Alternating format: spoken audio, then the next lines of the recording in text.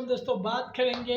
England ने Australia को फट्टे चुक दिया भाई, मैं कह रहा हूँ आउटस्टैंडिंग ये शिकस्त दी है, बीट कर दिया भाई। मैं समझा था एक मैच भी नहीं ये जीतेंगी, लेकिन आउटस्टैंडिंग बैटिंग करके ना, बॉलिंग करके ना, मैं कह रहा लाजवाब। एक एक 3 से ये सीरीज होगी। सीरीज तो हार गई है इंग्लैंड, लेकिन अब मुकाबला अगला भी जीत जाए, चलो ये तो होगा यार, 2-3 से ये मैच जीती है।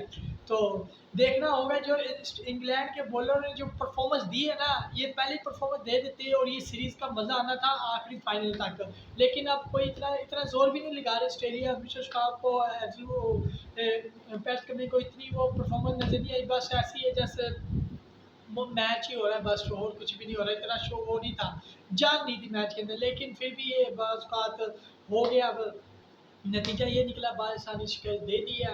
175 का रन टारगेट था, वो बादशाह ने निकाल लिया, 4 विकेटों से ये जीत गए। चैनल करते सब्सक्राइब, वीडियो करते लाइक, नेक्स्ट वीडियो आपसे